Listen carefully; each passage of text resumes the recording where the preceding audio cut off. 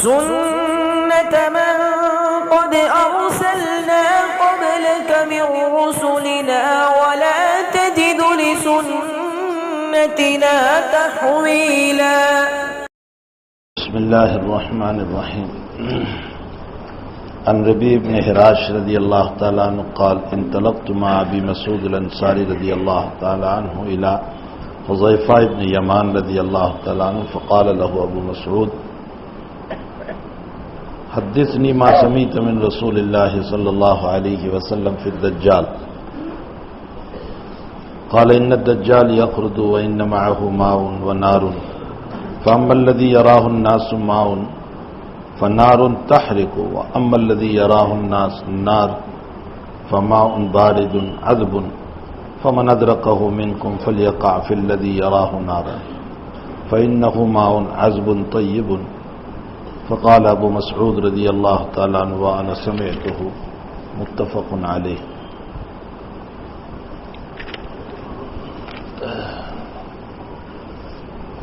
اس حدیث شریف میں اور اس کے بعد کچھ روایات ہیں جس میں قیامت کی کچھ نشانیاں بیان کی جا رہی ہیں. قیامت کی نشانیاں دو طرح کی ہیں. کچھ تو بڑی بڑی نشانیاں ہیں جس کو آیات الکبریٰ کہا جاتا ہے، بڑی نشانیاں، اور کچھ چھوٹی نشانیاں ہیں. جہاں تک تعلق ہے چھوٹی نشانیوں کا، اس کا ظہور تو آہستہ آہستہ ہو رہا ہے اور اس وقت وہ نشانیاں سامنے آ رہی ہیں. مثلاً ایک حدیث جبریل ہے جو نبی علیہ الصلاۃ والسلام کی زندگی کی ام الاحادیث کہی جاتی ہے. ام الاحادیث کا مطلب ہوتا ہے کہ تمام حدیث کا خلاصہ. جیسے سورہ فاتحہ پورے قرآن کا خلاصہ ہے اور پورا قرآن پہلی جتنی کتابیں اللہ نے اتاری اس کا خلاصہ ہے، تو پورے تمام کتابوں کا خلاصہ قرآن میں ہے اور قرآن کا خلاصہ الحمد شریف میں ہے. تو الحمد شریف جو ہے یہ پورے قرآن کا لب لباب اور خلاصہ ہے. کیسے؟ قرآن نازل ہوا ہے مخلوق کو خالق سے ملانے کے لیے، بندے کو معبود سے ملانے کے لیے، عابد کو اپنے رب سے ملانے کے لیے قرآن اس لیے اترا ہے. اور اس کے لیے کبھی حق تعالی شان ہو قرآن کریم میں پہلے کے واقعات پیش کرتے ہیں. مثلا حضرت آدم علیہ السلام کا واقعہ پیش کیا اور تفصیل اور ڈیٹیل سے بتایا کہ وہ جنت میں رہتے تھے اور جنت سے نکلنا کیسے ہوا. اور اس موقع پر قرآن نے ایک خاص بات کی طرف ایک اشارہ فرمایا کہ آدم و حوا جنت میں رہتے تھے، ہم نے ان کو ایک درخت کی جو بھی چیز تھی وہ ہم نے کھانے سے منع کیا تھا. آدم و حوا نے اس کو کھا لیا، جس کے نتیجے میں ان کے بدن کے کپڑے اللہ تعالیٰ فرماتے ہیں کہ ہم نے اتار دیے. اب اللہ کو کپڑے اتارنے کے لیے کسی آدمی کو بھیجنے کی ضرورت تھی نہیں، حکم تھا اللہ کا، تو کپڑے اتر گئے. فطفقا یخصفان علیہما من ورق الجنہ. بہرحال جب ستر کھل گیا تو وہ دونوں کے دونوں آدم و حوا اپنے بدن پر درخت کے بڑے بڑے پتوں کو لے کر اپنے ستر کو چھپانے لگے. یہ ایک حیا کی بات تھی، تو اپنے ستر کو چھپانے لگے. اس بات کو جب نقل کی حق تعالی شانہ نے کہ ان کے کپڑے اتر گئے، تو حضرات صوفیہ اس پر ایک عجیب و غریب بات لکھتے ہیں اور فرماتے ہیں کہ آدم و حوا علیہم الصلاۃ والسلام ایک مسئلہ پیش آیا اور اس میں ان کے کپڑے اتر گئے. اے انسان، تو اس زمین پر جو گناہ کر رہا ہے اور دلیری کرتا ہوا جو گناہ کر رہا ہے، حق تعالی اور رب کریم قادر ہیں کہ راستے پر چلتے ہوئے تیرے کپڑے اتار دے. اللہ قادر ہے. اس کو کوئی فوج، ملٹری، آدمی، پولیس بھیجنے کی کوئی ضرورت نہیں، اس کا حکم ہی کافی ہے. فرمایا تیرا رب قادر ہے کہ تو جب گناہ کرتا ہے تو اللہ تیرے کپڑوں کو اتار دے، لیکن وہ رب ستار ہے. اور نبی اکرم صلی اللہ علیہ وسلم کی دعائیں ہیں کہ اللہ میری امت کو رسوا نہ کرنا، میری امت کو ذلیل نہ کرنا. تو یہ دعائیں ہیں، اور ادھر رب کی ستاری ہے جس کی بنیاد پر وہ ہمارے کپڑے نہیں اتار رہا ہے. تو ہمیں چاہیے کہ ہم نیدر بن کر، بے خوف بن کر زندگی نہ گزاریں. اللہ تعالیٰ قادر مطلق ہے، اس کی قدرت بڑی زبردست ہے. تو قرآن نے یہ جو واقعہ پیش کیا اس سے ایک سبق ملا. حضرت نوح علیہ السلام کا واقعہ قرآن نے پیش کیا کہ 950 سال کی محنت کے باوجود بہت کم لوگ ایمان لائے. بعض مفسرین نے فرمایا کہ 80 آدمی صرف ایمان لائے، مرد و عورت. آپ انداز لگائیں کہ ایک انسان 950 سال تک محنت کرتا رہا اور صرف 80 آدمی ایمان لائے، یعنی ان کی کتنی مذاق اڑائی گئی ہوگی. جب تعالیٰ نے ان کو حکم دیا کہ نوح کشتی بناؤ، اس لیے کہ اللہ سیلاب کا عذاب بھیجنے والا تھا، فلٹ اور پانی کا عذاب بھیجنے والا تھا، تو فرمایا کہ کشتی بناؤ. تو نوح جب کشتی بنا رہے تھے تو آپ کی قوم آپ کا مذاق کرتے ہوئے یہ کہہ رہی تھی کہ نوح تو اس کشتی کو بنا کر ریت میں چلائے گا.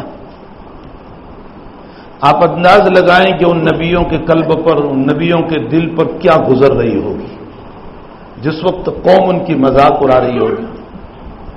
شعیب علیہ السلام کی قوم تاجر تھی، تجارت کرتی تھی، بزنس مین تھی، اور وہ ناپ تول میں کمی کرتی تھی. ناپ تول میں کمی کا مطلب یہ تھا کہ جب اپنا حق لینے کا وقت ہوتا تھا تو پورا لیتے تھے، بلکہ جھکا کر لیتے تھے، اور جب بیچتے تھے دوسروں کو دیتے تھے تو دندی مار دیا کرتے تھے. جیسے آج کل بھی ہوتا ہے کہ جب دینا ہوتا ہے دکاندار کو تو کبھی نیچے لوہا لگا دیا، کبھی مقناطیس لگا دیا، لوہی چمک جس کو ہم بولتے ہیں، کبھی اور کوئی چیز کے ذریعے سے اس کو جھکا دیا. تو شعیب علیہ السلام کی قوم تاجر تھی اور تجارت میں اس طرح ہیرا پھیری کرتی تھی.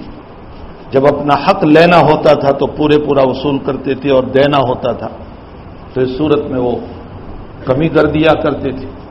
شعیب علیہ السلام نے فرمایا کہ ایسا نہ کرو، یہ حرام کا تم کھا رہے ہو، یہ ناجائز تم کھا رہے ہو. تو قوم نے کیا جواب دیا؟ سنیں، وہ قرآن نقل کر رہا ہے. مجھے اور آپ کو اتنا سا تانا ملے تو ہماری رات بھر کی نیند حرام ہو جاتی ہے. ہم ٹینشن میں ہوتے ہیں کہ مجھے اس نے یہ کہہ دیا. انبیاء بڑے نازک دل ہوتے ہیں، اور نازک قلوب کو جب تانے دیے جاتے ہوں گے تو ان پر کیا گزرتی ہوگی. ہمارے آقا صلی اللہ علیہ وسلم ہجرت کرنے کے بعد پہلا سال تھا، ابھی پہلا سال ہجرت کا، مدینہ المنورہ کا پہلا سال تھا. مدینے کے قبیلے خزرج کے سردار سعد بن عبادہ رضی اللہ تعالیٰ عنہ مسلمان ہو گئے تھے اور پکے سچے صحابی ہیں. تو حضرت سعد بن عبادہ بیمار ہو گئے تو حضرت عیادت کے لیے چلے، بیمار پرسی کے لیے گئے. بیمار پرسی سنت ہے، حضرت خود تشریف لے گئے. راستے میں جا رہے تھے تو عبداللہ ابن ابی، جو ابھی مسلمان نہیں ہوا تھا، وہ مسلمان بعد میں ہوا تو بھی اس کا اسلام نفاق والا تھا، لیکن اس وقت تو وہ مسلمان بھی نہیں ہوا تھا، اور اس کی مجلس لگی ہوئی تھی. اس میں مسلمان بھی تھے، مشرک بھی تھے، یہودی بھی تھے، اس لیے کہ عبداللہ ابن ابی مدینے کا سردار تھا، تو سارے لوگ بیٹھے ہوئے تھے اور یہ کچھ باتیں کر رہا تھا۔ حضرت نے اچھا موقع دیکھا کہ بھئی لاؤ لوگ جمع ہے، میں کچھ دین کی بات ان سے کہوں، میں کچھ دین کا پیغام ان کو پہنچاؤں، اللہ کی توحید کا پیغام پہنچاؤں۔ حضرت جب وہاں پہنچے اور اپنی بات کو کہنا شروع کیا تو عبداللہ ابن ابی نے کہا کہ محمد، اگر تیری بات اچھی ہے تو اپنی مجلسوں میں کہہ، یہاں بولنے کی تجھے ضرورت نہیں ہے۔ منع کر دیا آپ کو۔ حتیٰ کہ عبداللہ ابن ابی نے کہا کہ محمد، یہ تو جو سواری لے کر آیا ہے، حضرت کھچر پر یا گدھے پر سوار ہو کر جا رہے تھے، تو کہنے لگا کہ یہ تیری سواری کی راکھ پاؤں سے اڑ رہی ہے، یہ میرے ناک میں آ رہی ہے، مجھے پریشان کر رہی ہے، کہہ کر اپنا ناک بند کر دیا۔ یہاں تک کہ حال یہ ہوا کہ جو مسلمان اس مجلس میں بیٹھے ہوئے تھے انہوں نے کہا کہ حضرت کہیے آپ کو جو کہنا ہے، اور جو عبداللہ ابن ابی کے ماننے والے تھے وہ کہنے لگے کہ خبردار اگر کچھ بولا تو۔ یہاں تک کہ دونوں جماعتیں آمنے سامنے ہو گئی، مسلمان اور مشرکین قریب تھا کہ لڑ پڑتے، آپس میں ٹکرا جاتے۔ حضرت نے سب کو خاموش کیا، لیکن عبداللہ ابن ابی کے ان کلمات کی وجہ سے حضرت کو بہت تکلیف ہوئی۔ میرے بھائیوں، آپ ہی خود اندازہ لگائیں کہ آپ بے قصور ہو، آپ کا کوئی قصور نہیں، آپ تو کسی کو حق بات کہنے کے لیے گئے ہیں، اچھی بات بتلانے گئے ہیں، اور ایسے موقع پر سامنے والا آپ کو تانا دے، آپ کے دل پر کیا گزرے گی؟ تو انبیاء کے قلوب تو بہت نازک ہوا کرتے تھے۔ حضرت کو بہت شدید تکلیف ہوئی، آخر بشر تھے، تکلیف ہونا انسانی نقطۂ نظر سے یقینی بات تھی کہ آپ کو تکلیف ہوئی۔ آپ سعد بن عبادہ کی عیادت کے وہاں جب پہنچے تو سعد بن عبادہ رضی اللہ تعالیٰ عنہ کو آپ نے پوری داستان سنائی اور کہا سعد، ابو حباب نے مجھے کیا کیا کہا، مجھے کتنے تانے دیے۔ حضرت کو بہت تکلیف ہوئی۔ سعد بن عبادہ نے تسلی کے کلمات آپ کو کہے کہ حضرت وہ تو ایسا ہی ہے، نالائق ہے، فعفو معاف کر دو اس کو، درگزر کر دو، چھوڑ دو اس کو، وہ تو ایسا ہی بکواس قسم کا آدمی ہے۔ لیکن حضرت کو تسلی نہ ہوئی اس سے، حضرت کو اس سے سکون نہ ہوا۔ اب حضرت کو تسلی دے تو کون دے؟ کائنات کا مالک اب تسلی دے رہا ہے۔ اللہ نے قرآن میں آیت اتاری، وَلَتَسْمَعُنَّ مِنَ الَّذِينَ أُوتُوا الْكِتَابَ مِنْ قَبْلِكُمْ وَمِنَ الَّذِينَ أَشْرَكُوا أَذًى كَثِيرًا۔ میرے پیغمبر، یہ اہل کتاب یعنی یہ یہودی اور یہ مشرک، ابھی تو آپ نے اتنا سنا ہے، ابھی تو آپ ان سے اتنا سنو گے کہ جس سے آپ کو اور تکلیف پہنچے گی۔ وَلَتَسْمَعُنَّ مِنَ الَّذِينَ أُوتُوا الْكِتَابَ مِنْ قَبْلِكُمْ وَمِنَ الَّذِينَ أَشْرَكُوا، مشرکین، اذًى كثيرا، بہت تکلیف کی باتیں آپ کو سننا پڑے گا۔ آپ کیا کریں گے؟ اللہ تسلی دے رہا ہے، وَإِن تَصْبِرُوا وَتَتَّقُوا فَإِنَّ ذَلِكَ مِنْ عَزْمِ الْأُمُورِ۔ پیغمبر ان کا جواب نہ دینا، اگر آپ نے صبر کر لیا اور تقوی اختیار کر لیا، اس سے بہتر بات کوئی نہیں ہو سکتی۔ دنیا میں انسان جب کسی کی مصیبت پر صبر کر لیتا ہے اور جواب نہیں دیتا تو اس کے صبر کا نتیجہ یہ ہوتا ہے کہ کائنات کی طرف سے اس پر عذاب اترتا ہے۔ حضرت علی رضی اللہ تعالیٰ عنہ اسی لیے فرماتے ہیں کہ اے لوگو، تم صبر کرنے والے کو معمولی نہ سمجھنا، اگر اس نے تمہاری تکلیفوں پر صبر کر لیا ہے تو سمجھ لو کہ اب تمہارے حالات بگڑنے والے ہیں۔ انسان کا صبر جو ہے نا وہ بہت رنگ لاتا ہے۔ اتنے بڑے نبی کو اللہ نے یہ فرمایا، وَإِن تَصْبِرُوا وَتَتَّقُوا فَإِنَّ ذَلِكَ مِنْ عَزْمِ الْأُمُورِ۔ تو انبیاء کرام علیہ الصلاۃ والسلام کو ان کی قوم نے بخشا نہیں، معاف نہیں کیا، برے حالات جب شعیب علیہ السلام نے اپنی قوم کو کہا کہ تم ایسا نہ کرو، یہ ناپ تول میں کمی کیوں کرتے ہو، یہ حرام کا کھا رہے ہو تو شعیب علیہ السلام کی قوم نے جو جواب دیا، حضرت شعیب کو کتنی تکلیف ہوئی ہوگی، وہ جواب قرآن نے نقل کیا، یا شعیب اصلاتک تأمرک ان نترک ما یعبد آباؤنا او ان نفعل فی اموالنا ما نشاء انک لانت الحلیم الرشید۔ شعیب، کیا تیری نماز حکم دیتی ہے کہ ہمارے مال میں تو داخل ہو جاوے؟ اصلاتک تأمرک ان نترک ما یعبد آباؤنا، کیا تیری نماز یہ حکم دیتی ہے کہ ہم اپنے معبودوں کو چھوڑ دیں، جو ہم نے بت بنا رکھے ہیں ہم اس کو چھوڑ دیں؟ او ان نفعل فی اموالنا ما نشاء، یا ہم اپنے مال میں جو کام کر رہے ہیں اس میں تو دخل اندازی کرے؟ آج بھی کچھ یہی ذہنیت ہے، آج بھی کچھ یہی ذہنیت ہے۔ میں اس وقت اس مسئلے کو نہیں کھولتا، میں اجمالی طور پر آپ کو سمجھانا چاہتا ہوں کہ ہماری شریعت نے جب ہمیں کاروبار کا طریقہ بتایا، مثلا ہم کو احتکار سے منع کیا۔ احتکار کا معنی ہوتا ہے اسٹاک کرنا اور انتظار کرنا کہ مارکیٹ میں چیز ختم ہو جائے تو اونچے دام سے بیچوں گا، اس کو احتکار کرنا کہتے ہیں۔ نبی علیہ السلام نے اس سے منع فرمایا کہ یہ تم میری امت کو نقصان پہنچا رہے ہو، تکلیف پہنچا رہے ہو۔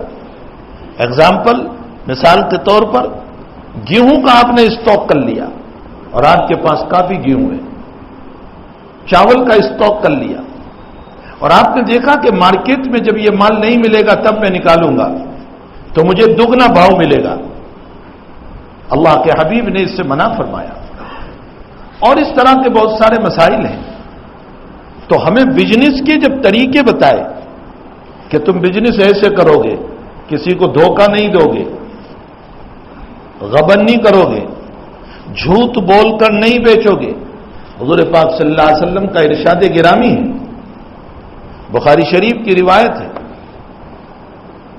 کہ جس نے بیچا ولم یکتما ونصحا بورک لہما، فرمایا کہ عیب نہیں چھپایا، مال میں جو عیب تھا آپ نے اس کو بتا دیا کہ اس میں یہ عیب ہے، یہ خامی ہے، ونصحا اور خیر خواہی کی، بورک لہما، تو حضرت فرماتے ہیں نبی علیہ السلام اس مال میں برکت ہوگی۔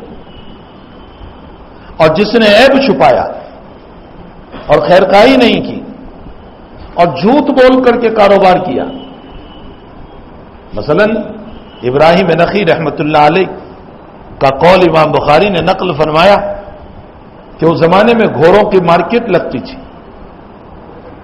اور وہاں بارے بنائے ہوتے تھے جہاں گھوڑے باندھے جاتے تھے، طویلے ہوتے تھے، جیسے آج کل بھینسوں کے طویلے ہوتے ہیں تو گھوڑوں کے طویلے ہوتے تھے، تو کسی پر لکھا ہوا ہوتا تھا آریہ خراسان، آریہ سجستان، سجستان اور خراسان یہ دونوں شہر ہیں اس وقت ایران میں۔ اس زمانے میں ان دونوں جگہوں کے گھوڑے بہت مشہور تھے، تو بیچنے والا اپنے طویلے کے اوپر لکھتا تھا کہ اس طویلے کے اندر سجستان کے گھوڑے ہیں اور اس میں خراسان کے ہیں، حالانکہ وہ وہیں کے لوکل ہوتے تھے، نہ سجستان کے نہ خراسان کے، جھوٹ۔ اور یوں کہتے تھے جامس کل ہی یہ مال آیا ہے، آج ہی یہ مال آیا ہے، یہ کہہ کر جھوٹ بولتے تھے۔ ابراہیم نخعی کہتے ہیں کہ یہ میرے نبی کی امت کو دھوکہ دے رہے ہیں۔ آج مارکیٹ اسی طرح ہے، مارکیٹ میں آپ دیکھ لیں، کپڑا سورت کا بنا ہے، احمد آباد کا بنا ہوا ہے اور اس پر جرمن اور جاپان کے سکے لگائے جاتے، انڈونیشیا اور ملیشیا کے سکے لگائے جاتے، اور یہ کہا جاتا ہے کہ یہ امپورٹڈ چیز ہے، یہ کل ہی مارکیٹ میں آئی ہے، یہ پرسوں ہی ہم نے لی ہے۔ میرے بھائیوں، جب ہمیں بیچنا ہی ہے تو یہ جھوٹ بول کر کے روزی ہم کیوں کمائیں؟ ہم سچ بول کر کے کیوں نہ کمائیں؟ نبی علیہ السلام فرماتے ہیں کہ اگر تم نے عیب کو ظاہر کر دیا، اس میں یہ خرابی ہے۔ اور پھر آپ بیچو گے تو اس مال میں برکت ہوگی.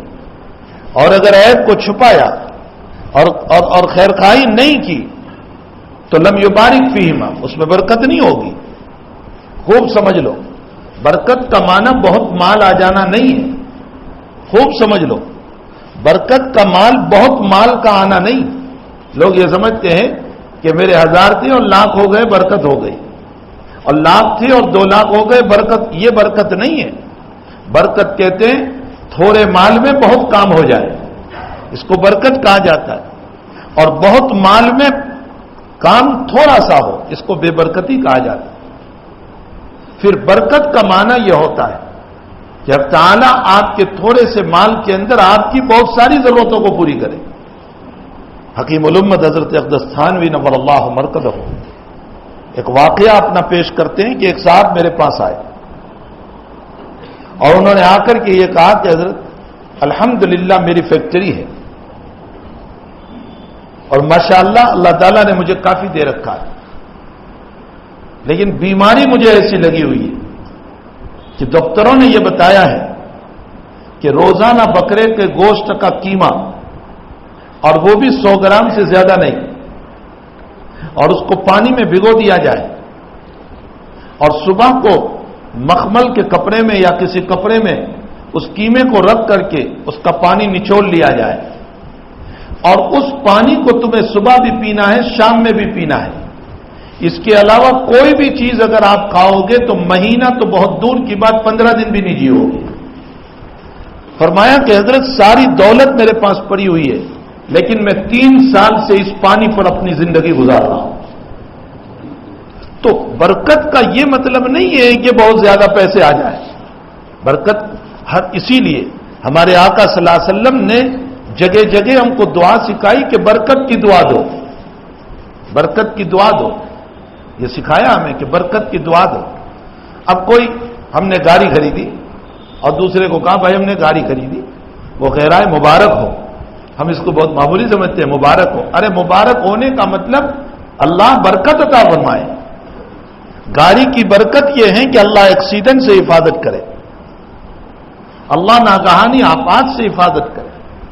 بھائی ہم نے مکان خریدا تو دوست کہتا ہے مبارک ہو، بہت اچھا. مبارک کا معنی اللہ برکت دے. اور گھر کی برکت یہ ہے کہ اللہ سکون نصیب کرے، عافیت سے رہنا نصیب کرے. یہ گھر کی برکت ہے.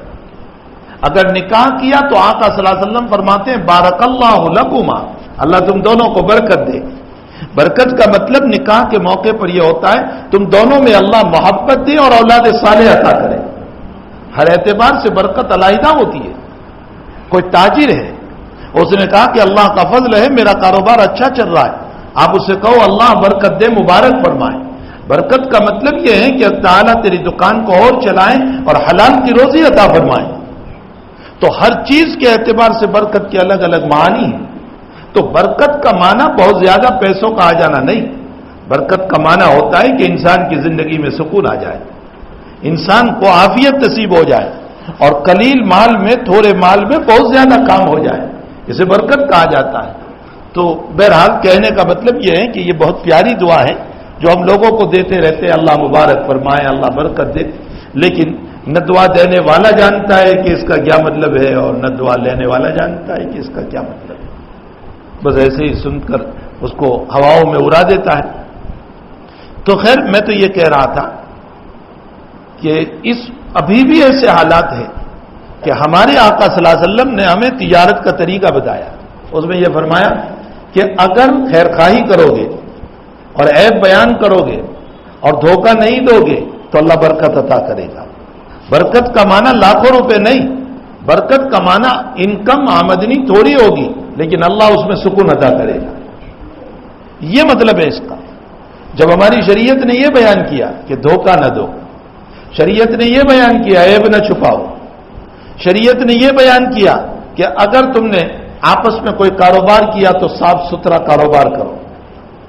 تو آج بھی کچھ لوگ کہتے ہیں، کیا کہتے ہیں کہ بھائی یہ مسائل سب مسجد میں رکھو یار، مارکیٹ میں کیا لے کر آ گئے.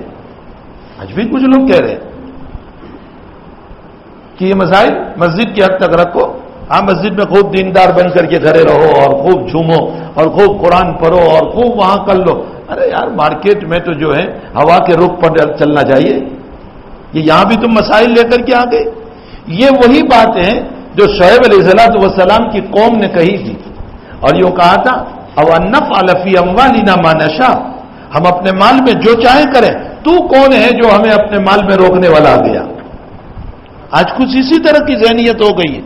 یہ وہی جواب ہے جو حضرت شعیب علیہ السلام کی کافر قوم نے حضرت شعیب علیہ السلام کو جواب دیا تھا.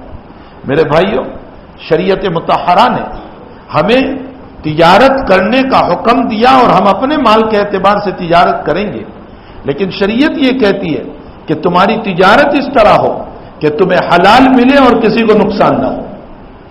دو شرطیں، تمہیں حلال ملے اور دوسروں کو نقصان نہ ہو. اگر یہ بات ہے تو اس صورت میں تجارت کامیاب ہے.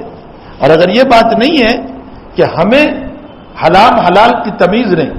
حضور پاک صلی اللہ علیہ وسلم نے فرمایا میری امت پر ایک دور آئے گا کہ جس دور کے اندر یہ پرواہ نہیں کریں گے کہ من الحلال او من الحرام، یہ حلال ہے یا حرام ہے، بس صرف اپنے پیٹ کو اپنے گھر کو پالنے کی کوشش کرے گا. تو حضرت شعیب علیہ السلام کی قوم نے بھی شعیب کو یہی کہا یا شعیب وصلاتک تأمرک ان نترک ما یعبد آباؤنا او ان نفعل فی اموالنا ما نشاء. اور پھر مذاق کے طور پر کہنے لگے انک لانت الحلیم الرشید، بہت حلیم اور بردبار اور آپ تو بہت عقل مند لگتے ہو. یہ حقیقت میں تعریف نہیں کر رہے تھے، یہ حضرت کو مذاقاً کہہ رہے تھے. جیسے آج کل کسی بیچارے غریب کو جو عبادت بہت کرتا ہو ہم مذاق کے طور پر کہتے ہیں ماشاءاللہ بڑے صوفی صاحب بنے ہوئے ہیں. یہ ہم صوفی صاحب نہیں کہہ رہے ہیں ان کو، بلکہ ان کی مذاق اڑا رہے. اسی طریقے سے شعیب علیہ السلام کی قوم نے حضرت شعیب علیہ السلام کی مذاق اڑائی. خیر، میں یہ کہہ رہا تھا کہ نبی اکرم صلی اللہ علیہ وسلم نے کچھ بڑی چھوٹی چھوٹی نشانیاں بھی بیان فرمائی اور بڑی نشانیاں بھی بیان فرمائی. چھوٹی نشانیاں جو ہیں وہ بہت ساری روایتوں میں آپ نے بیان کی ہے. مثلا ایک نشانی حدیث جبریل میں جب جبریل امین علیہ السلام نے آپ کو یہ پوچھا متی الساعہ، قیامت کب آئے گی، تو نبی علیہ السلام نے کیا جواب دیا؟ مل مسئول عنہا بعالم من السائل. جبریل تم کو معلوم نہیں کہ قیامت کب آئے گی تو مجھے بھی نہیں معلوم. ہاں البتہ مجھے نشانی بتائی گئی. حضرت فرماتے ہیں مجھے نشانی بتائی گئی. وہ نشانی کیا ہے؟ فرمایا نشانی یہ ہے ان تلد الامۃ ربتہا. اس کے بہت سارے مطلب ہے، اس میں ایک مطلب یہ ہے، ترجمہ تو اس کا ہوتا ہے کہ آقا اور سیٹھ اپنی باندی اپنی نوکرانی کو جنے گا. نوکرانی جو ہے وہ ماں جو ہے اپنے سیٹھ کو جنے گی. ان تلد الامۃ، نوکرانی اور باندی جو ہے وہ اپنے سیٹھ کو جنے گی، یعنی اس سے پیدا ہونے والا بچہ یہ اس کا سیٹھ ہوگا. بہت سارے اس کے مطالب ہیں. اس میں ایک مطلب یہ بیان فرمایا کہ حضور یہ بیان کرنا چاہتے ہیں کہ زمانہ بدلے گا اور ایسا بدلے گا کہ ماں نوکرانی بنے گی اور بیٹا سیٹھ بنے گا. ماں نوکرانی بنے گی اور بیٹا سیٹھ بنے گا. آج وہ زمانہ آ گیا جو حضرت نے کہا ہے کہ ماں نوکرانی اور بچہ جو ہے وہ سیٹھ بنے گا. اس لیے کہ بچہ ماں پر حکم کرے گا تو ماں نوکرانی ہو گئی، ماں سے کام لے گا. بیوی کو آرام کرائے گا اور ماں کے پاس کام کرائے گا. ماں کھانا پکا کر کھلا رہی ہے اور بیوی آرام سے سوئی ہوئی ہے. اللہ کے حبیب نے نشانی بیان کی. ایک نشانی یہ بیان کی نبی علیہ السلام نے کہ دنیا کی ذلیل قوم بڑے بڑے عہدوں پر بیٹھ جائے گی. آج دیکھ لیجیے، ذلیل قوم بڑے بڑے عہدوں پر بیٹھے گی اور بڑے بڑے بنگلے بنائے گی. ایک نشانی یہ بیان کی نبی علیہ السلام نے کہ لوگ وقف کی پراپرٹی کو اپنی ملکیت سمجھیں گے. آج یہ دور آ گیا کہ وقف کی ملکیت کو اپنی پراپرٹی سمجھی جانے لگی. آپ نے ایک نشانی یہ بیان فرمائی کہ گانا عام ہو جائے گا. آج دیکھ لو گانا عام ہو گیا. ہر جوان کے کان میں ایئر فون پڑا ہوا ہے اور وہ گانا ہر وقت سن رہا ہے. گانا عام ہو جائے گا. ایک نشانی آپ نے یہ بیان فرمائی کہ مسجد میں شور ہوگا اور لوگ اپنے باہر کے جھگڑوں کو مسجد میں لائیں گے. آج یہی حال ہو گیا ہے کہ باہر کے جھگڑوں کو لوگ مسجد میں لا رہے ہیں. ایک نشانی نبی علیہ الصلوۃ والسلام نے یہ بیان فرمائی، شراب عام ہو جائے گی، آج شراب عام ہو گئی۔ ایک نشانی حضرت نے یہ بیان فرمائی، یہ ترمذی شریف میں پوری روایت ہے۔ ایک نشانی آقا صلی اللہ علیہ وسلم نے یہ بیان فرمائی، اقا امہ واقا ابوہ وادنا صدیقہ، باپ کو لات مارے گا، ماں کو دھکا دے گا اور دوستوں سے محبت کرے گا۔ آج یہ نشانی ظاہر ہو گئی کہ لوگ ماں باپ کو حقیر جانتے ہیں اور دوستوں سے محبت کرتے ہیں، دوستوں سے پیار کرتے ہیں۔ یہ وہ ساری نشانیاں ہیں جو نبی کریم صلی اللہ علیہ وسلم نے بیان فرمائی۔ یہ نشانیاں چھوٹی چھوٹی ہیں جو اس وقت ظاہر ہو رہی ہیں۔ کچھ بڑی نشانیاں بتائی، ان بڑی نشانیوں میں ایک نشانی تو یہ بتائی کہ مہدی علیہ السلام کا نزول ہوگا اور حضرت مہدی علیہ السلام ظاہر ہوں گے، اس امت میں پیدا ہوں گے اور ان کا ظہور ہوگا مکۃ المکرمہ میں طواف کے درمیان، اور پہلے خواص لوگ ان کے ہاتھ پر بیٹھ کریں گے اور وہ سارے لوگ ان کے ہاتھ پر بیٹھ کریں گے اور ان کا نام محمد ہوگا، میرے نام پر۔ نبی علیہ السلام نے فرمایا میرے نام پر اس کا نام ہوگا محمد، اور اس کی شباہت اور شکل حضرت فرماتے ہیں کہ میری شباہت پر ہوگی، اور آپ نے فرمایا وہ میری نسل سے ہوگا، وہ میری نسل سے ہوگا۔ بہرحال یہ ایک بہت بڑی نشانی تو یہ ہے کہ حضرت مہدی علیہ السلام کا ظہور ہوگا۔ دوسری ایک بڑی نشانی آپ نے بیان فرمائی کہ مہدی علیہ السلام ہوں گے اور حضرت عیسیٰ علیہ السلام کا نزول ہوگا دمشقس کی جامع مسجد پر، دمشق کی جامع مسجد پر، اور جب فرشتوں کے ذریعے سے اتریں گے منارے پر اور منارے کے ذریعے سے سیڑھیوں سے اتریں گے اور عصر کا وقت ہوگا، اور مہدی علیہ السلام حضرت عیسیٰ علیہ السلام سے فرمائیں گے کہ نماز پڑھائیے، تو عیسیٰ علیہ السلام فرمائیں گے کہ نہیں آپ ہی نماز پڑھاؤ، امامکم منکم، تم ہی نماز پڑھاؤ۔ اور پھر اسی زمانے کے اندر عیسیٰ کے نزول کے بعد دجال کا خروج ہوگا، جو یہ بھی روایت میں، اور دجال پیدا ہو چکا ہے۔ دجال جو ہے وہ دنیا میں اس وقت موجود ہے، یہ نہیں ہے کہ اس وقت پیدا ہوگا۔ تمیم داری رضی اللہ تعالیٰ عنہ عیسائی تھی، بخاری مسلم شریف میں بہت طویل روایت ہے۔ تمیم داری عیسائیت کے دور کا اپنا واقعہ ایمان لانے کے بعد بیان فرماتے ہیں۔ فرمایا کہ یا رسول اللہ ایک مرتبہ میں سمندر سے سفر کر رہا تھا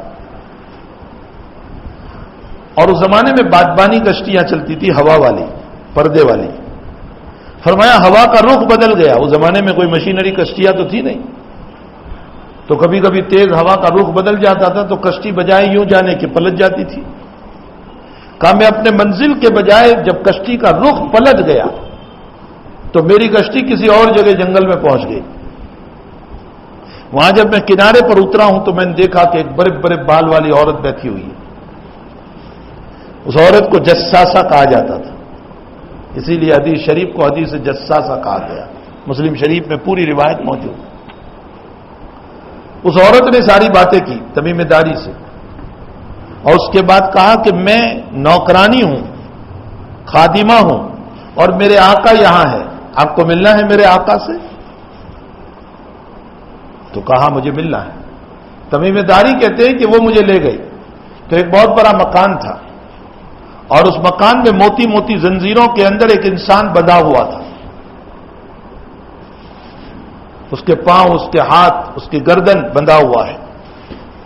وہ مجھے دیکھ کر ہنسنے لگا اور اس کے بعد کہا کہ محمد آ گیا؟ تو تمیم داری کہتے ہیں کہ میں نے کہا جی آ گیا، چونکہ ابھی مسلمان نہیں ہوئے تھے۔ کہا گیا؟ تو کہا میرے نکلنے کا وقت آ گیا۔ کہا تو کون ہے؟ تو کہا میں دجال ہوں۔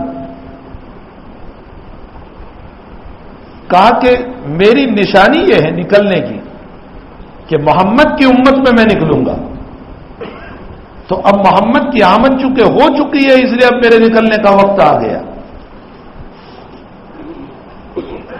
تمیم داری اس کے بعد جب مدینۃ المنورہ پہنچے اور جب اسلام قبول کیا اور مسجد نبوی میں بیٹھ کر حضور پاک صلی اللہ علیہ وسلم کے سامنے یہ پورا واقعہ بیان کیا کہ حضرت میں نے اس طرح دیکھا، تو حضرت ہنسے اور حضرت نے فرمایا صحابہ سے کہ میں تم کو کہتا تھا، یقین نہیں آتا تھا دجال کے بیان پر، لو سن لو تمیم داری خود دیکھ کر آیا۔ میں جب تمہیں کہتا تھا ان کے حالات تو تمہیں یقین نہیں آتا تھا، یہ تمیم خود ہی دیکھ کر آ گیا۔ تو دجال پیدا ہو چکا ہے اور ہر دور میں ہر نبی نے اپنی امت کو اس سے ڈرایا، دجال سے۔ اور یہ اتنا بڑا فتنہ ہے کہ نبی علیہ السلام ہر نماز کے بعد دعا فرماتے تھے، اللہم انی اعوذ بک من مسیح الدجال، اے اللہ میں دجال کے فتنے سے پناہ چاہتا ہوں۔ نبی جیسا نبی پناہ مانگتا۔ حضور پاک صلی اللہ علیہ وسلم نے فرمایا کہ جو سورہ بقرہ کی ابتدائی 10 آیات حفظ کر لے گا اور اس کو روزانہ ورد کرے گا، اگر دجال نکل آیا تو اللہ ان آیتوں کی برکت سے دجال کے فتنے سے تمہاری حفاظت کرے گا۔ علماء نے اس حدیث شریف کے ذیل میں لکھا ہے کہ جب سورہ بقرہ کی یہ آیات اتنے بڑے دجال کے فتنے سے محفوظ کر سکتی ہے، تو یہ چھوٹے چھوٹے فتنے جو نکل رہے ہیں، اگر روزانہ سورہ بقرہ کی ان 10 آیات کو پڑھنے کا معمول رہے گا تو تعالی جل شانہ چھوٹے فتنوں سے بھی تمہاری حفاظت کرے گا۔ پھر میں آج ایک تفسیر دیکھ رہا تھا، اس تفسیر میں بہت عجیب و غریب ایک بات لکھی، فرمایا رات میں ایک گھڑی ہوتی ہے جس میں دعا قبول ہوتی ہے، رات میں ایک گھڑی ہوتی ہے جس میں دعا قبول ہوتی ہے۔ بہت سارے لوگ یہ کہتے ہیں کہ مول صاحب میں بہت ارادہ کرتا ہوں تہجد میں اٹھنے کا، لیکن اٹھ نہیں پاتا، آنکھ نہیں کھلتی۔ تو میں تمہیں طریقہ بتاؤں اٹھنے کا۔ روایت میں ہے کہ جو سورہ بقرہ کے آخری رکوع افحسب الذین کفروا ان یتخذوا جو شروع ہوتا ہے آخری رکوع، روزانہ رات کو اس کو پڑھ کر سو گے، لیکن یہ ہے کہ اس کے پڑھنے کے بعد دنیا کا کوئی مشغلہ کوئی کام نہیں کرنا ہے۔ پھر یعنی جب نیند آنے لگے اور بستر پر پہنچ جاؤ تو اس رکوع کو پڑھ لو اور یہ نیت کرو کہ اتنے وقت میں مجھے اٹھنا ہے۔ وہاں لکھا ہے روایت میں کہ اگر آپ نے اس رکوع کو پڑھنے کے موقع پر یہ نیت کی کہ اللہ رات میں جو وہ گھڑی ہوگی جس میں تو دعا کو قبول کرتا ہے اس گھڑی میں مجھے اٹھا دینا، تو لکھا ہے کہ اللہ اسی گھڑی پر تمہاری آنکھ کو کھول دے گا۔ تو بھئی کتنی بڑی بات ہو گئی کہ جب ہمیں اپنی ذات کے لیے دعا کرنا ہے اور وہ گھڑی کی تلاش ہمیں کرنا ہے تو اس رکوع کو رات میں پڑھ کر کے سو جاؤ، چاہے اندر دیکھ کر پڑھ لو، چاہے زبانی یاد کر لو۔ اب حسب الذین کفروا ان یتخذوا سے لے کر بہت مختصر رکوع ہے، یا تو اس کو یاد کر لو یا تو پھر یہ ہے کہ اندر دیکھ کر پڑھ لو، اور بالکل اخیر میں جب سونے کا وقت ہو جائے اور یہ نیت کر لو کہ اللہ رات میں قبولیت دعا کا جو وقت ہوگا تو اس پر میری آنکھوں کو کھول دینا، تو اس رکوع کی برکت سے اللہ اسی وقت تمہاری آنکھ کو کھول دے گا۔ تو وہ ساعت جب تمہیں مل جائے گی، وہ گھڑی جب تمہیں مل جائے گی، وہ ٹائم جب تمہیں مل جائے گا، تو کیا فائدہ ہوگا کہ اس میں پھر آپ جو دعا کرو گے اللہ قبول کرے گا یا نہیں کرے گا؟ یقیناً قبول کرے گا۔ یہ سورہ کہف کی فضیلت ہے جو میں آپ کو بتا رہا ہوں، تو بہت زبردست فضیلت ہے۔ بہرحال دجال کا فتنہ ایک بہت بڑا فتنہ ہے، تو عیسیٰ علیہ الصلوۃ والسلام اسی دجال کو ختم کریں گے۔ حضرت عیسیٰ علیہ السلام، یہی وجہ ہے کہ حضور پاک صلی اللہ علیہ وسلم کے زمانے میں ابن سیاد کر کے یا سیاد کر کے ایک بچہ تھا، یہودی کا لڑکا تھا، اس کی شکل بڑی عجیب و غریب تھی، اس کی حیتیں بڑی عجیب و غریب تھے۔ وہ کبھی موٹا ہوتا تھا تو اتنا ہو جاتا تھا، کبھی دبلا ہوتا تھا تو اتنا ہو جاتا تھا، لیکن نابالغ بچہ تھا ابھی۔ حضرت نبی علیہ الصلوۃ والسلام نے بھی ابتداءً اسی کو دجال سمجھ لیا تھا، تو حضرت ایک مرتبہ اس کے پاس تشریف لے گئے اور اس سے کہا، وہ کھیل رہا تھا، اسے کہا کہ تو گواہی دیتا ہے کہ میں اللہ کا رسول ہوں؟ تو وہ کہنے لگا تم گواہی دیتے ہو کہ میں اللہ کا رسول ہوں؟ یہ مدینے میں ہے۔ حضرت نے فرمایا کہ میں ایمان لایا اللہ کے تمام انبیاء پر، اس کو نبی نہیں کہا، اس لیے کہ نبیوں میں ہے تو ایمان، نبیوں میں نہیں ہے تو ایمان نہیں، سیدھا سا مسئلہ ہوا۔ پھر وہ کہنے لگا کہ تم تو امیوں کے رسول ہو، امیوں کا مطلب عرب امی تھے، ان پڑھ تھے، کہا تم ان کے رسول ہو، اور ہم تو یہودی، ہم اہل کتاب ہیں، پڑھے لکھے لوگ ہیں، اس لیے آپ ہمارے نبی نہیں۔ پھر آپ صلی اللہ علیہ وسلم نے فرمایا کہ میرے ہاتھ میں کیا ہے بتا۔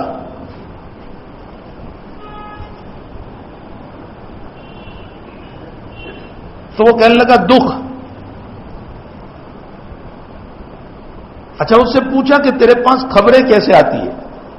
تو وہ کہنے لگا سچی جھوٹی سب خبریں آتی ہے، اس لیے کہ شیاطین میرے پاس ہے جو مجھے خبریں لا کر دیتے ہیں۔ حضرت فرمایا میرے ہاتھ میں کیا ہے؟ وہ کہنے لگا دکھ۔ تو حضرت فرمایا اکسا، دور ہو، جھوٹ بولا تو، یعنی تجھے پتہ نہیں چلا۔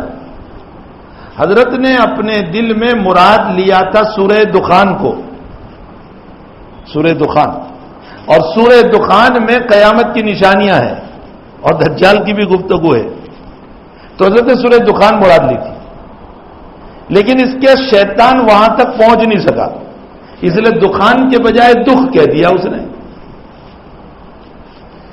ایک مرتبہ واقعہ یہ ہوا کہ حضرت چلے اس کی تحقیق کے لیے کہ یہ ہے کون، بلکہ شروع میں عبداللہ ابن عمر تو کہتے تھے کہ حضرت یہی دجال ہے، حضرت عمر رضی اللہ تعالیٰ عنہ بھی کہتے تھے کہ حضرت یہی دجال ہے، مجھے حکم دیجیے میں اس کو ختم کروں۔ تو نبی علیہ السلام نے فرمایا کہ اگر یہ دجال ہے تو عمر تو اس کو قتل نہیں کر سکتا، اس لیے کہ اس کے قتل کے لیے عیسیٰ علیہ السلام ہے، اور اگر یہ دجال نہیں ہے تو یہ نابالغ بچہ ہے اور نابالغ کو اجازت نہیں ہے۔ تو ایک مرتبہ حضرت اس کی تحقیق کے لیے تشریف لے گئے، پھر تو یہ سویا ہوا تھا، اس کی ماں نے اس کو جگا دیا، یہ کچھ بربراہٹ کر رہا تھا، بول رہا تھا، تو اس کی ماں نے اس کو جگا دیا، یا صاف گجا محمد، اے صاف، اے بیٹے اٹھ، محمد آیا۔ تو حضرت نے فرمایا اس کو سوتی رہنے دیتی تو کچھ حقیقت کھلتی کہ یہ ہے کیا، جب بول رہا تھا نا، بربرا رہا تھا نیند کے اندر، تو کچھ حقیقت کھلتی۔ تو نبی علیہ الصلوۃ والسلام کے زمانے میں یہ یہودی کا بچہ تھا جس کا نام ابن سیاد یا سیاد تھا، بعضوں نے اس کا نام صاف کہا ہے۔ تو حقیقت یہ ہے کہ وہ جو ہے دجال نہیں، لیکن یہ مسئلہ مسلم ہے کہ یہ جو دجال ہے جو قیامت سے پہلے آنے والا ہے وہ حقیقت میں یہودی ہے، وہ مسلک مذہب یہودیت سے تعلق رکھتا ہے۔ تو یہاں حدیث شریف میں حضرت ربیع ابن حراش رضی اللہ تعالیٰ عنہ فرماتے ہیں کہ میں ابو مسعود بدری رضی اللہ تعالیٰ عنہ کے ساتھ حضرت حذیفہ بن الیمان رضی اللہ تعالیٰ عنہ جو سر رسول کہے جاتے ہیں، رازدار رسول صلی اللہ علیہ وسلم کہے جاتے ہیں، میں ان کے پاس گیا اور میں نے کہا کہ اللہ کے نبی کی کوئی حدیث آپ نے دجال کے سلسلے میں سنی ہو تو سناؤ۔ تو حضرت حذیفہ نے فرمایا کہ میں نے حضور پاک صلی اللہ علیہ وسلم سے سنا کہ دجال جب نکلے گا تو صورت میں اس کے ساتھ پانی بھی ہوگا اور آگ بھی ہوگی، اور وہ سب کو اپنی وحدانیت اور اپنی توحید کی دعوت دے گا کہ میں رب ہوں، مجھے مانو، میں اللہ ہوں۔ اور مسلم شریف کی روایت ہے کہ ایک بھیڑ جمع ہوگی اور اس میں ایک آدمی آئے گا اور یوں کہے گا کہ تو ہی دجال ہے، میرے نبی نے جو بتایا وہ تو ہی ہے۔ تو وہ اس آدمی کو پکڑے گا اور اس کو بیچ سے کاٹے گا، صحیح ترین روایت، وہ بیچ سے کاٹے گا اور 2 ٹکڑے کرے گا، اور اس کے بعد کہے گا پھر اس کو زندہ کر دو، لوگ کہیں گے کر دو، تو پھر یہ جوائنٹ کرے گا، جوڑے گا اور وہ زندہ ہو جائے گا۔ تو وہ آدمی کھڑے ہو کر کہے گا کہ پہلے تو میں نے سن رکھا تھا کہ تو دجال ہے، اب تو میری نظروں سے ثابت ہو گیا کہ تو دجال ہے۔ بعض لوگوں نے لکھا ہے کہ یہ خضر علیہ الصلوۃ والسلام ہوں گے، جن کو ذبح کرے گا، کاٹے گا، خضر علیہ الصلوۃ والسلام ہوں گے، یا اس زمانے کا کوئی بزرگ ہوگا۔ اب سوال یہ ہے کہ یہ جو آگ اور پانی لے کر کے چلے گا، حضور پاک صلی اللہ علیہ وسلم یہ فرماتے ہیں کہ وہ پانی جو ہے وہ حقیقت میں آگ ہوگی، اور اس وقت پانی کی شدید ضرورت ہوگی، لوگوں کو قحط پڑے گا، پانی کی ضرورت ہوگی، اور جو آگ ہوگی وہ حقیقت میں پانی ہوگا۔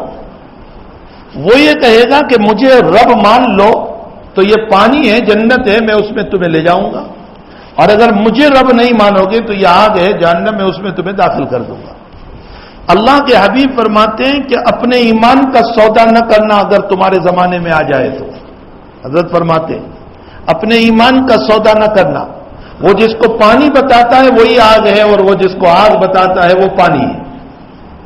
تو اب سوال یہ پیدا ہوتا ہے کہ وہ تو ہمیں پانی نظر آ رہا ہے، یہ آگ نظر آ رہی ہے، اور نبی کہتے ہیں کہ جو آگ ہے وہ پانی ہے، اور جو پانی ہے وہ آگ ہے۔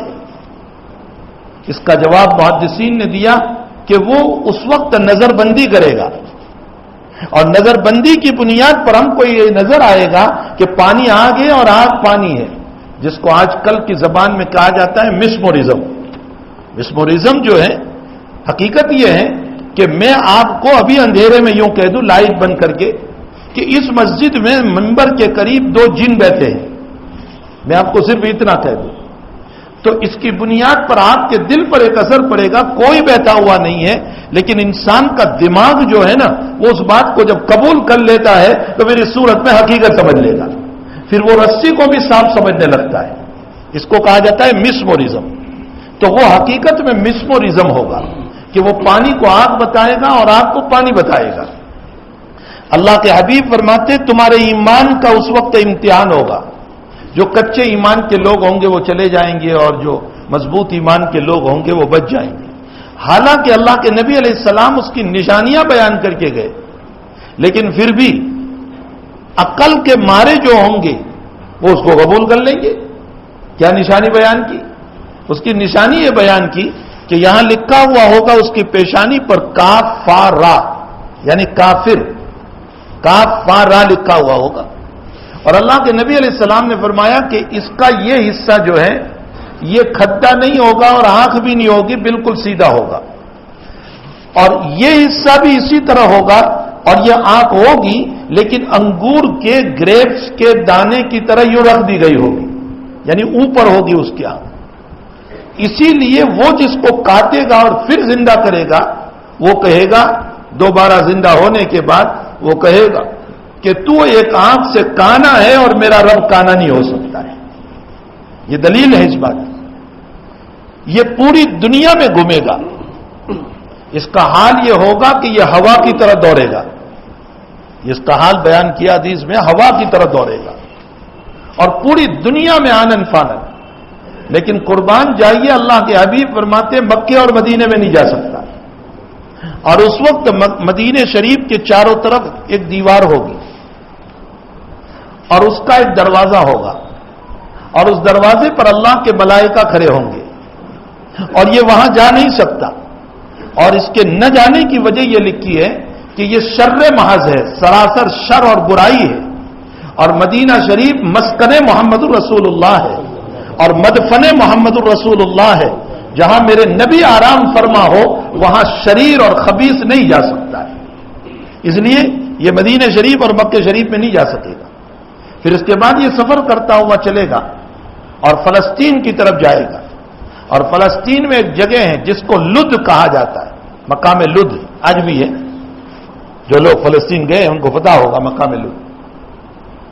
وہاں پر عیسیٰ علیہ السلام اسے قتل کریں گے، تو حضرت عیسیٰ علیہ السلام کے ہاتھوں وہ ختم ہوگا۔ یہ ایک نشانی نبی اکرم صلی اللہ علیہ وسلم نے بیان فرمائی، اور یہ بہت بڑی نشانی ہوگی، اور اس وقت امت کا ایمان خطرے میں ہو جائے گا اور امت بڑے حالات میں ہوگی۔ اسی لیے حضور نے مسیح دجال سے پناہ مانگنے کا حکم دیا کہ اس سے روزانہ اپنی دعاؤں میں پناہ مانگو۔ بہرحال اور بھی کچھ نشانیاں ہیں، زندگی رہی تو انشاءاللہ اگلی مجلس میں اس پر ذکر کریں گے۔ اللہ جل شان ہو چھوٹے فتنوں سے بھی ہماری حفاظت فرمائے اور بڑے فتنوں سے بھی ہماری حفاظت فرمائے۔ جناب سہیل صاحب کا آپریشن ہے، اللہ تعالیٰ شفا دائمہ مستمرہ عطا فرمائے۔ جناب سلیم و ایوب یوسف ہاشم بھائی کی طبیعت خراب ہے، اب تعالیٰ جل شان ان کو شفا دائمہ مستمرہ عطا فرمائے۔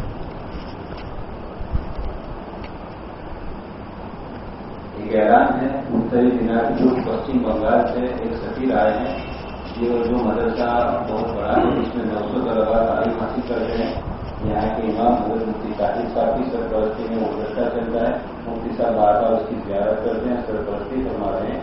تو آپ سب سے اپیل کی جا رہی ہے کہ بالکل مدرسے کا تعاون کرنا.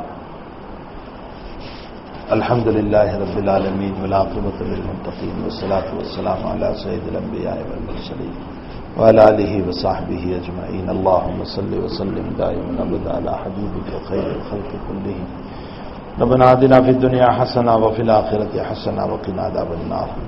اللہ ہمارے گناہوں کو معاف فرما, شرور فتن سے ہماری حفاظت فرما, بلاؤں سے, آفات سے, ناگہانی بیماریوں سے ہماری حفاظت فرما, ایکسیڈنٹ سے, خطرات سے ہماری حفاظت فرما.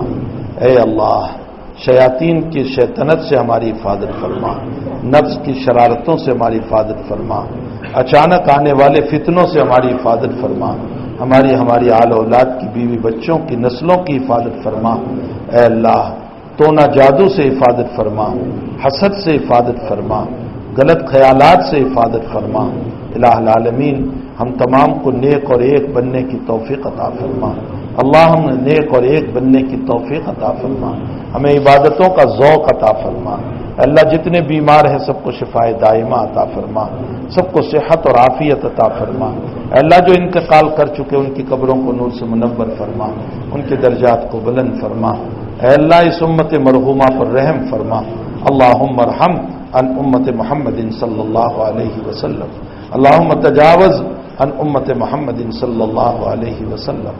اللہم اغفر امت محمد صلی اللہ علیہ وسلم. اللہم استر امت محمد صلی اللہ علیہ وسلم. ربنا تقبل منا انک انت السمیع العلیم وتب علینا یا مولانا انک انت التواب الرحیم برحمتک یا ارحم الراحمین. السلام علیکم. سنة من قد أرسلنا قبلك من رسلنا ولا تجد لسنتنا تحويلا.